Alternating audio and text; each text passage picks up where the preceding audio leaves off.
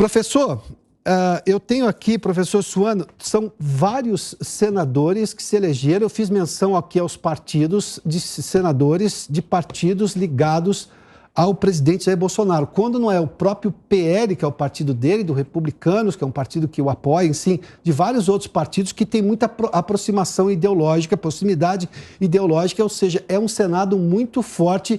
E se a gente levar em conta essa discussão sobre o papel do STF e um Senado omisso em relação a muita coisa que o STF, digamos, atravessou o samba da Constituição Federativa do país, da Constituição Federal do país, a gente vai ter um Senado muito provavelmente com uma postura bem diferente, né? Ah, com certeza. Tem uma frase que eu sempre apresento, não é para fazer propaganda de ninguém, que a Daniela Alves falava sempre assim: peça nova em máquina velha não produz novidade porque as engrenagens são as mesmas. No entanto, nós estamos vivendo uma realidade que a falta de liderança e de coragem de algumas personalidades que assumiram cargos chaves na República trouxe a necessidade de que, independentemente da máquina, a vontade do líder pode mudar todo o cenário. O que isso significa? O fato de colocarem personalidades no Senado que estejam mais alinhadas ao governo ou mais alinhadas a um ideário à direita vai possibilitar, pelo menos, confrontar, não o STF. Vamos deixar muito claro para a sociedade brasileira: ninguém quer confrontar o STF. O que se quer confrontar é o desrespeito de personalidades dentro do STF em relação à Constituição e à própria sociedade. O fato de ter indivíduos com maior número ou mais personalidades no Senado capazes de cumprir a sua função poderá ser um contrapeso em relação aos abusos de determinadas personalidades que estão dentro do STF. Aí ficará a seguinte situação: como será a eleição para o presidente do Senado? Por qual razão? Legislatura tem a duração de 4 anos. Para todos os cargos legislativos, o mandato é de uma legislatura, exceto no Senado, que são 2 legislaturas. Por que eu quero dizer isso? Porque a presidência do Senado não pode ser ocupada pela mesma pessoa consecutivamente dentro da mesma legislatura. Ou seja, o problema todo é saber: e agora, como será a eleição para os próximos 2 anos de presidente do Senado, que é uma personalidade chave para colocar os pedidos de impeachment de personalidades do STF? A gente vai ver agora esse comportamento desse Senado. O Sim. Paulo Figueiredo está conosco. Oi, Paulo, seja bem-vindo de novo. A gente tem os dados aí, a gente falou sobre senadores, muitos eleitos pelo partido do PL, o partido que é do presidente Jair Bolsonaro, que está concorrendo à reeleição. Nesse momento há um indicativo de segundo turno. Mas, enfim, é um Senado que pode mudar o comportamento dele próprio em relação ao que tem se pedido a ele sobre o Supremo Tribunal Federal. Piotr, eu queria pedir a licença a você para fazer um apanhado agora que nós podemos fazer, da comparação do que os grandes institutos de pesquisa diziam para o Senado e o que se concretizou. Então, vamos observar, tá? Nós temos aqui a última pesquisa do Datafolha para o Senado de São Paulo, dizia que Márcio França liderava a disputa com 45% dos votos. O astronauta Marco Pontes tinha 30... Perdão. Só me permita mostrar aqui os dados, só para a gente complementar, e tá os dados nacionais agora da Presidência da República. Teve uma atualização com 96,20% das urnas apuradas. A Luiz Inácio Lula da Silva do PT vai com 47,78% e Jair Bolsonaro com 43,76%.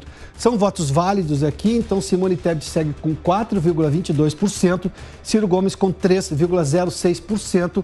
O que a gente está vendo aqui, pelo menos a lógica e estatística, faltam menos de 4 pontos percentuais a serem apurados. Tudo indica que teremos um segundo turno, mas Lula vai se aproximar muito dessa possibilidade de vencer no primeiro turno. Desculpa, Paulo, é só para poder colocar mais essa informação, a possibilidade sua de comentar. Não, claro, obrigado, Piotr. A gente pode até começar o comentário sobre isso antes de fazer o apanhado do Senado. Aparentemente vamos ter alguma coisa como 48% do Lula e 43,5% do Bolsonaro. É uma vitória com enorme gosto de derrota para o ex-presidente Lula, que os institutos de pesquisa, e eu posso falar também especificamente sobre os institutos de pesquisa, o que eles apontavam para a vitória do do ex-presidente Lula, que aconteceria hoje. A última pesquisa do IPEC Globo dava 52% Lula e 34% Bolsonaro. Uma diferença de 18 pontos em favor do ex-presidente Lula. Ora, a diferença acabou em 4 pontos. Alguma coisa próxima de 4 pontos. Isso realmente não tem condições de um instituto de pesquisa desse continuar aberto.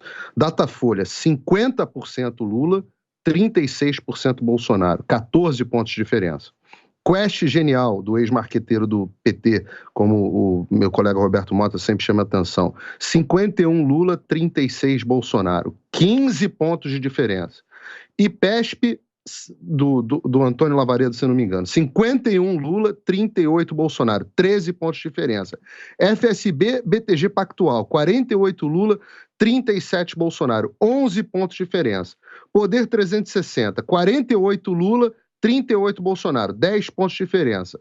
MDA-CNT, 48 Lula, 39 Bolsonaro, 9 pontos de diferença. Atlas, 49 Lula, 42 Bolsonaro, 7 pontos de diferença. E Paraná Pesquisas, 47 Lula, 40 Bolsonaro, 7 pontos de diferença. Estes únicos 2 foram os que acertaram ao menos dentro da margem de erro. E isso é importante para o eleitor que essa ciranda das pesquisas eleitorais vai recomeçar. Então é bom lembrar o histórico, porque credibilidade você constrói com acerto. Um instituto que fala de 18 pontos de diferença e, no final das contas, nós temos 4, ele realmente acabou a credibilidade, é para a estatística que comanda o Instituto pedir demissão. E eu digo o seguinte, e eu quero retomar aqui a respeito do Senado.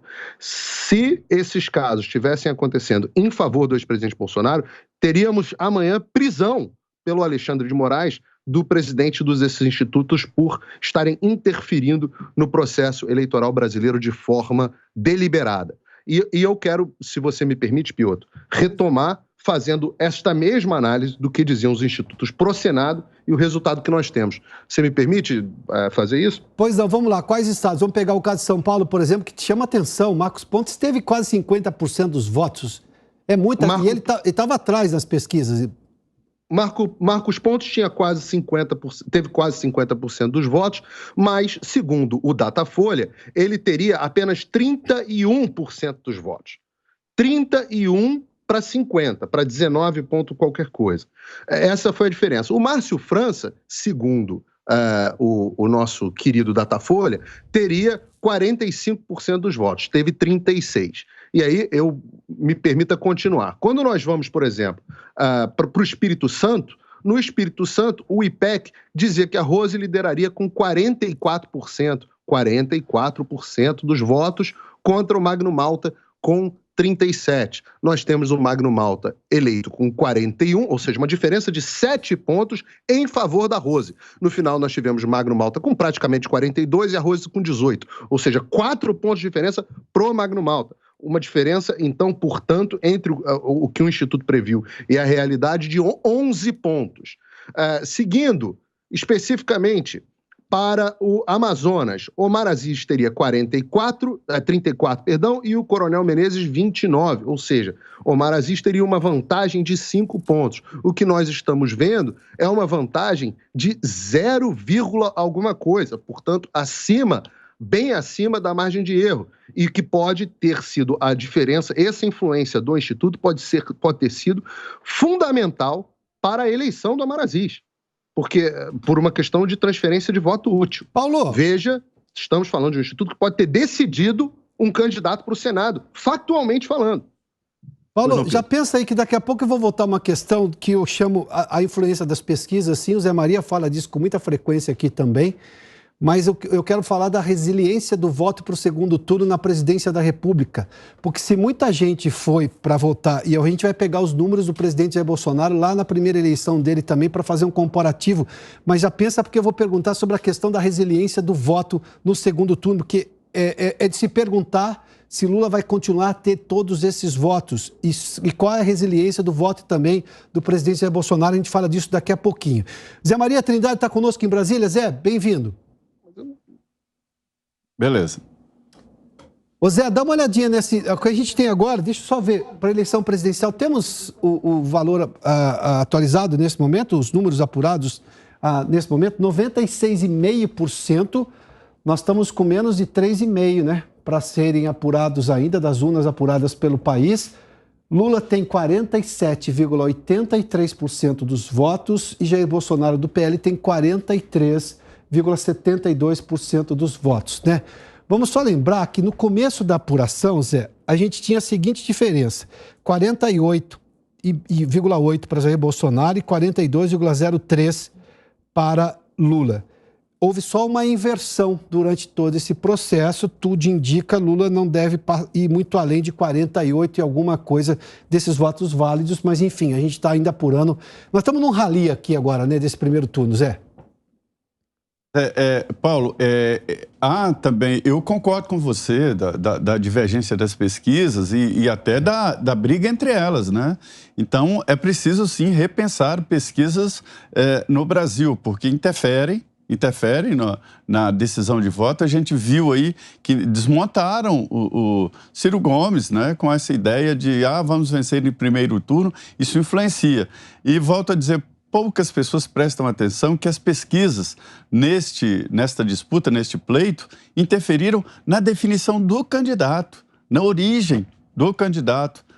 O João Dória não foi candidato porque acreditou nas pesquisas. Quem sabe, se ele fosse candidato, ele não estaria bem votado aí, né?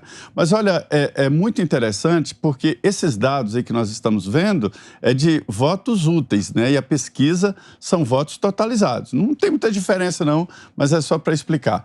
Ô Piotr, eu queria chamar a atenção aqui para algumas derrotas, né?